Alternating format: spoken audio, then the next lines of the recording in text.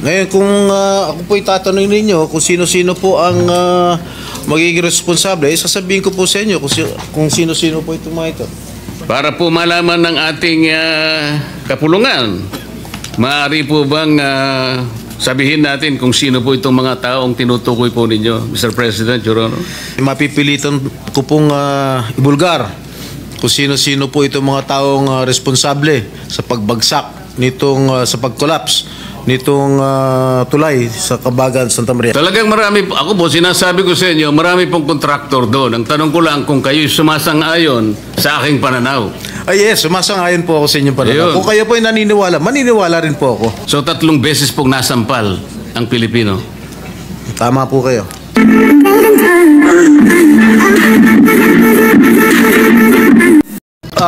We give the floor to the distinguished gentleman from San Juan, our Senate President Pro Temp, Senator Jinggoy Estrada, to deliver his privileged speech. So move, Mr. President. Any objection? Hearing none. Motion is approved. Senator Jinggoy Estrada, our Senate President Pro Tem, is recognized to deliver his privileged speech. You may proceed, sir. Thank you, Mr. President.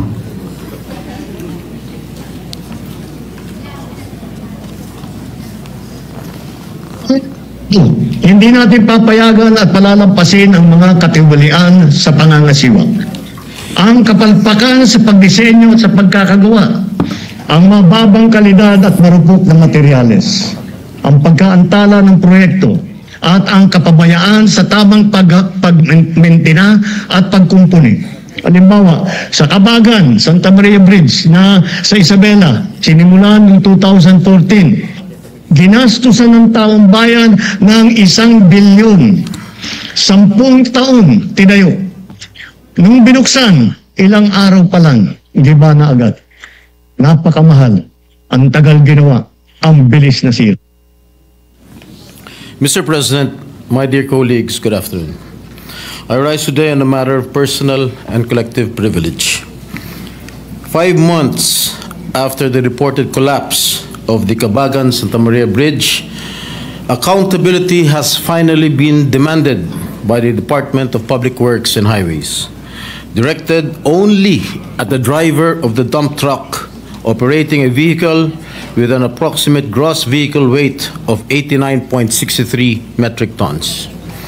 Such a heavy load exceeded the bridge's design load capacity of 33 tons and violated the 45-ton maximum allowable gross vehicle weight, or the MAGVW, under Republic Act number 8794 and its revised IRR. As fate would have it, the bridge, 12 years in the making and opened for just over 20 days, collapsed. Hailed as one of the engineering wonders and the gateway to the Cordilleras, this road network was one that our kababayans had long looked forward to for decades. Para sa mga kababayan natin na buhay na tinatawid ang daan papuntang Isabela, isang malaking kaginhawaan sana ito. Ngunit ang kanilang pagbubunyi ay panandalian lamang. Mr. President, I take this floor to demand answers. Why did a bridge into which we poured over 1.2 billion of taxpayers' money, meant to be a symbol of strength and connection, become instead a symbol of failure for the government? Sino po ang dapat managot? Sino ang may sala? Nakakadismaya na matapos maimbestigan ito ng Senate Blue Ribbon Committee sa pangunguna ng ating kasamahan na si Senator Alan Peter Cayetano, ay ang nakakabahalang kawalan ng malinaw na pananagutan mula sa taong responsable sa pagpapatupad ng proyektong ito.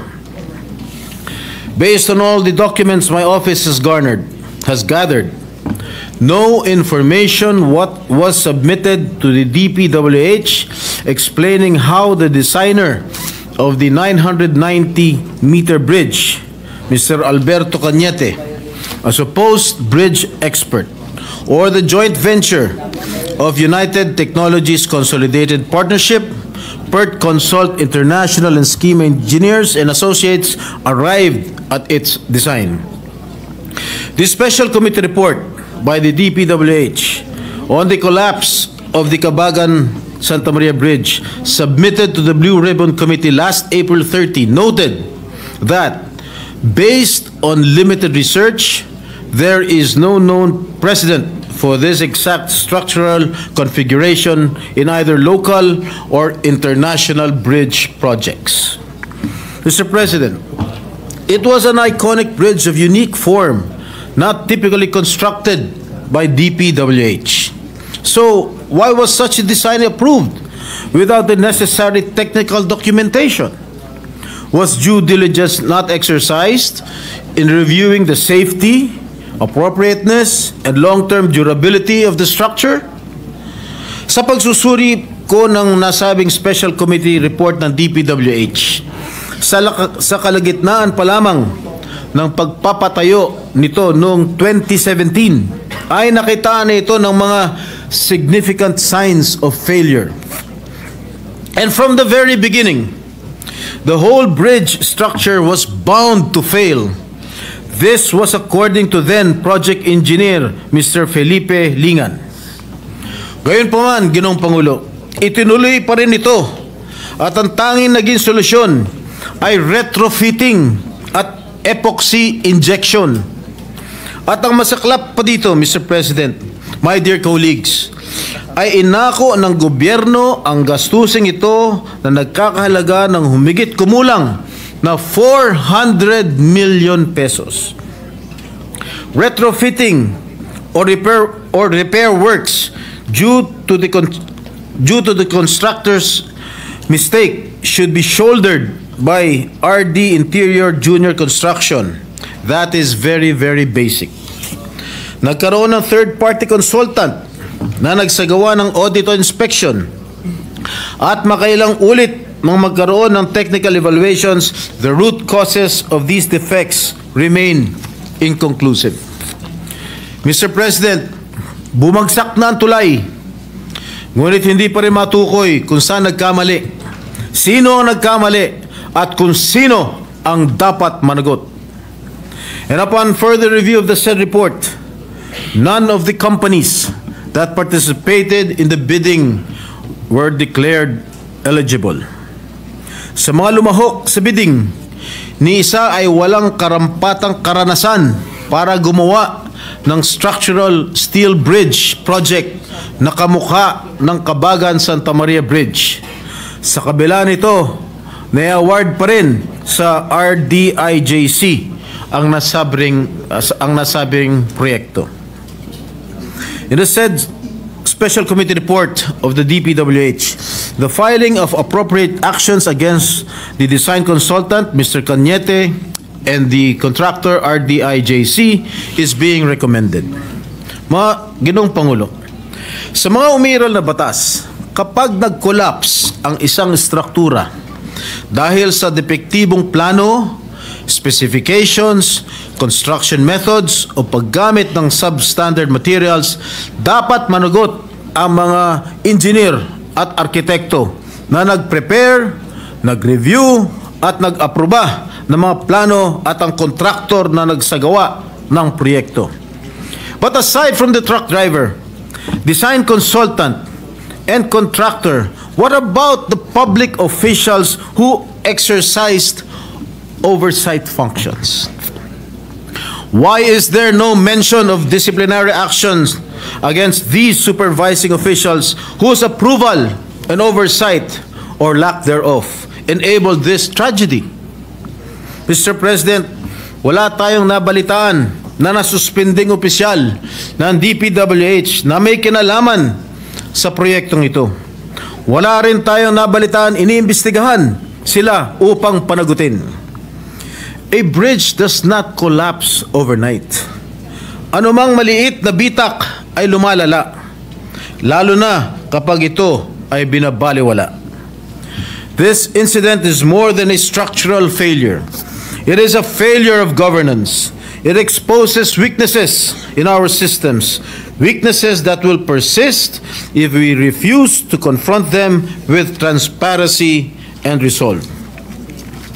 And let me show you a video of the interview of DPWH Secretary Manuel Bonoan. Yung project ay mga dapat na nagot na opisyal sa pamahalaan at siguro sa private sector. Dito ho pa meron ng pwedeng gawing aksyon ng DPWH. I-relieve muna lahat ng opisyal ng DPWH na involved doon sa project na yun. Malakas yata kay Bonoan yun. Ang paniwala ng Pangulo, alpak yung project, may mga dapat na nagot na opisyal sa pamahalaan at siguro sa private sector. Dito ho pa meron ng pwedeng gawing aksyon ng DPWH. I-relieve muna lahat ng opisyal ng DPWH na involved doon sa project na yun. Anyway, Mr. President, marami man sa kanila ay retired na. Some of the decision makers are still with the department. Sa aking pagkakaalam, dalawa sa Assistant Secretary ng DPWH ngayon ay naging Regional Director ng Region 2 noong panahon ng construction at retrofitting ng tulay, at 3 undersecretaries naman ay malinaw na matagal nang may control sa budget, supervision and oversight over the project, ay nananatili sa pwesto at mukhang nabigyan pa ng karagdagang trabaho at dagdag na responsibilidad pagkatapos bumagsak ang tulay. Hindi kaya sila ang pinatutungkulan ng Pangulo nung sinabing, mahiya naman kayo? Mr. President, mahirap tanggapin na sa mga susunod na araw ay haharap sa kaso ang maliit na tao na tulad ng driver ng truck na pananagutin ng DPWH, samantalang pinagtatakpan nila ang kanilang mga kasamahan. I urge the DPWH to take full responsibility and accountability, not only by pursuing private contractors, but also by holding accountable its own officials who were involved in the planning, approval, and implementation of this project. Public confidence demands nothing less. Explain the approval process, identify the lapses in monitoring and enforcement, and most importantly, assure the public that this will never happen again, not through promises, but through concrete reforms in design, review, safety compliance, and project oversight. The bridge that was meant to stand strong for generations collapsed in less than 3 weeks. Its collapse should serve as a warning. When safety is compromised, when accountability is absent, it is the people who will pay the price. I am not here to point fingers at anyone. I only hope that we use this incident to mark the beginning of a renewed commitment to engineering integrity, public safety, and true accountability. Thank you, Mr. President. Majority Leader. Thank you, Mr. President. Mr. President, the distinguished gentleman from the great province of Tarlac and Rizal, Senator Rodante Marcoleta, wishes to interpolate the distinguished gentleman from San Juan, our Senate President Pro Temp. I move that they be recognized, Mr. President. Senator Rodante Marcoleta is recognized. Thank you, Mr. President. I know my friend will yield to a few clarificatory questions by way of interpellation. How did you know that I will yield? Wala ka namang choice eh. Gladly, Mr. President, I feel honored and Mr. President, I want to know if the Honorable Senator is also aware of several falling bridges before this bridge subject matter of his speech. I am not fully aware of any bridge that has collapsed. May I... Here, I just my staff just gave me a list of the bridges that had collapsed in October 28, 2024. The Magapi Bridge in Balete, Batangas collapsed allegedly due to strong flood currents and the large number of uprooted trees carried by the water during Typhoon Christine.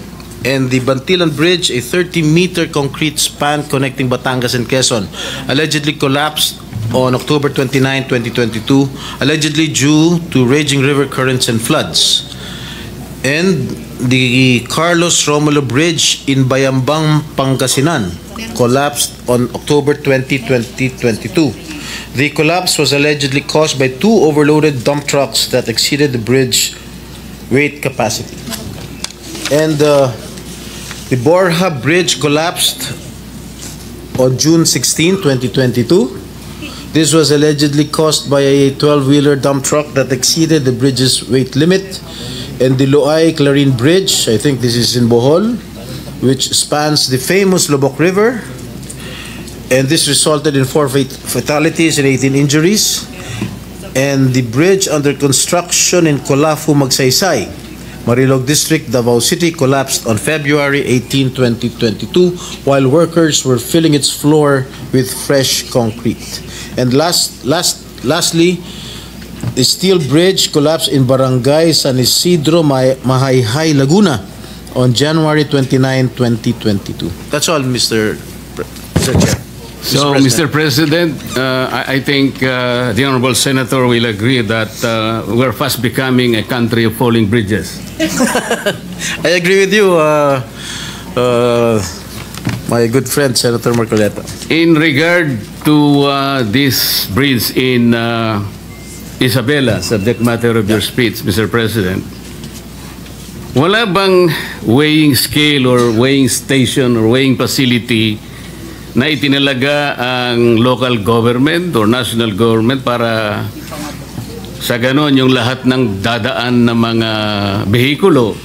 Kasi, Mr. President, alam naman natin na Isabela ay agricultural economy. It consists something like 29.8% agriculture products at 25% industry. Kaya kinakailangan po siguro merong tagatimbang sa lahat ng mga truck na dadaan. Napakasimple naman sigurong problema ito. Bakit wala man lang nakaisip na maglagay po ng isang timbangan doon para sa mga sasakyan na dadaan?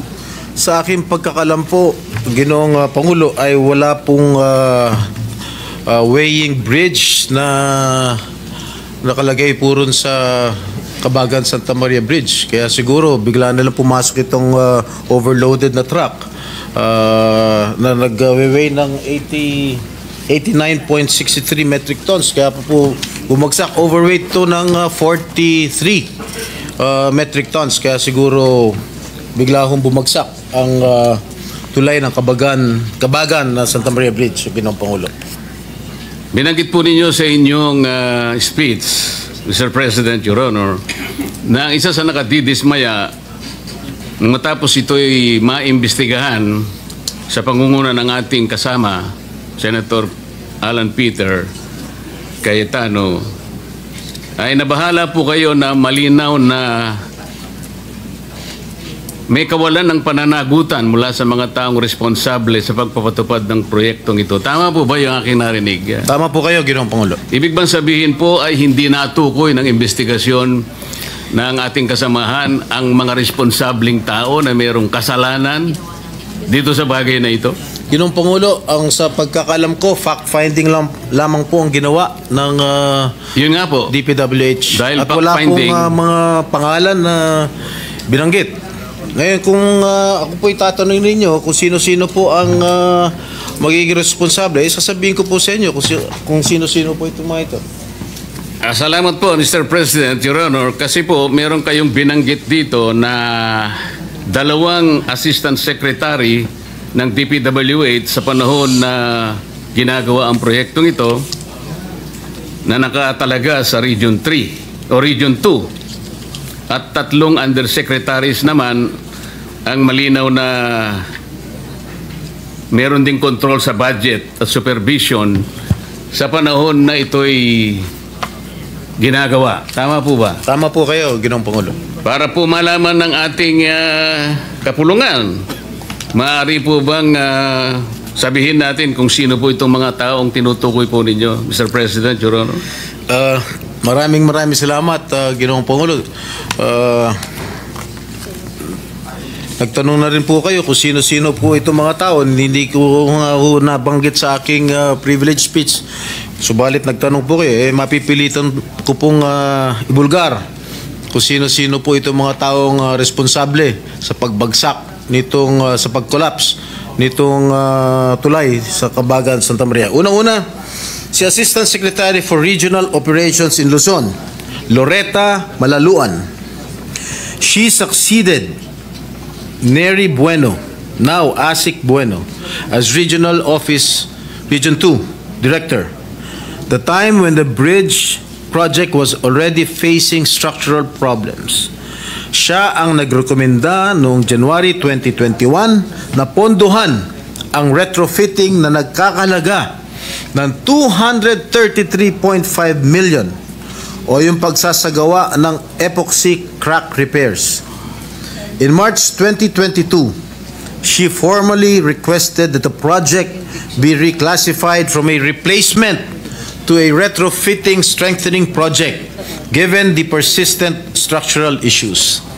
Pangalawa po, Ginoong Pangulo, Assistant Secretary for Regional Operations in Visayas and Mindanao, Neri D. Bueno. Siya po, as then Regional Office 2 Director, Engineer Bueno was involved in the implementation of Phase 1 and Phase 2 of this project. In 2018, then Project Engineer Felipe Lingan began reporting early signs of possible bridge failure. Noong pa lang 2018, nakitaan na nitong si Mr. Lingan na medyo malapit na magkolapso o may failure, early signs of bridge failure. These warnings were either not acted upon or were not sufficiently addressed under Bueno's leadership, which became a notable concern in later investigations.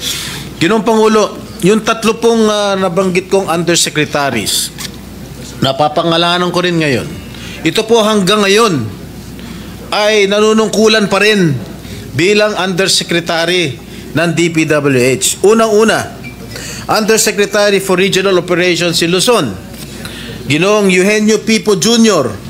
Siya po ang nangasiwa ng construction ng tulay nang sinimula ng pagpapagawa nito noong 2014 bilang NOI Assistant Secretary for Operations. It was under his watch that the early stages of construction proceeded even when structural issues began to surface. And in June 2018, the DPWH engineers identified critical defects after the concrete slab was poured at span 8. Masyado na technical to.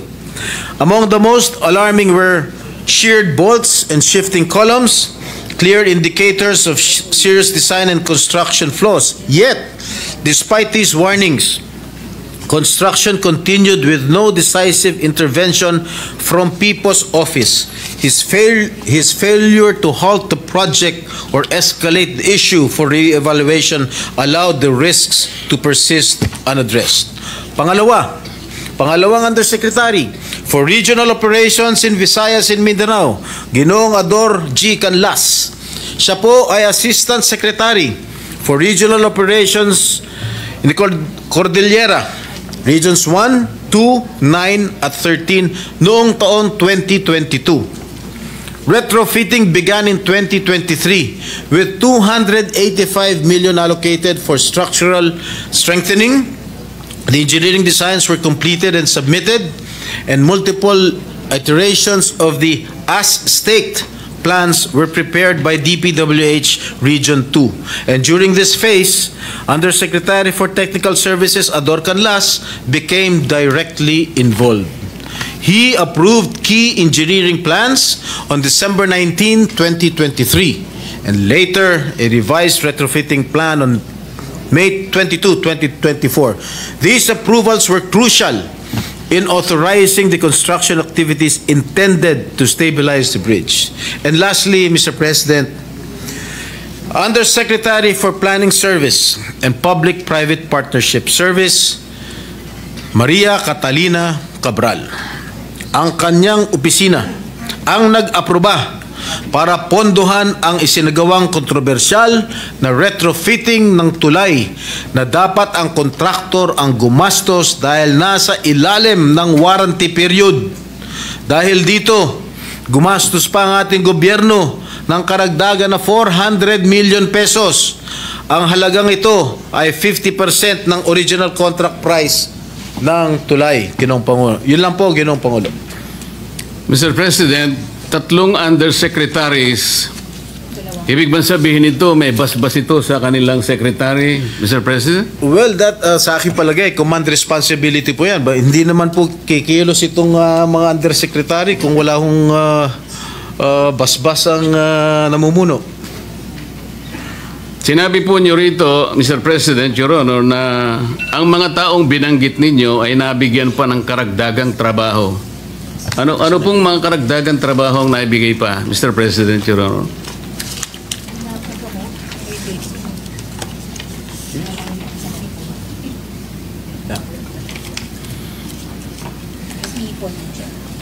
Habang binabasa po ninyo yan, karagdagan sigurong impormasyon, Mr. President, mayroon po akong nabasang isang briefing na dalawa po sa binanggit yung undersecretaries parang nagkaroon po ng pagbabago, atas ng panibagong katungkulan, nagmula mismo sa tanggapan ng DPWH. Tama po kaya yun? Tama po Mr. kayo, President, Your Honor? Tama po kayo, Ginoong Pangulo. Nasaan? At binanggit din po ninyo sa inyong speech, Mr. President, Your Honor, na tila kayo'y nagsususpecha at maring sila pinatutungkulan ng Pangulo nung sinabi niyang mahiya naman kayo. Ano po ang pinagbabatayan niyo rito? Malamang itong sinasabi ng ating Pangulo na pinatutungkulan ng ating Pangulo na mahiya naman kayo. Palagay ko ito po yung mga opisyalis ng DPWH na kasangkot o kasabwat sa pagpapatayo nitong collapsed bridge nito sa Isabela. Siguro po ang mas tamang isipin natin, ilan lang siguro sila sa pinatamaan ng Pangulo. Kasi nung sabihin ng Pangulo po ito, Mr. President, nakaharap po siya sa Kongreso eh. Napakarami pong kontraktor doon eh.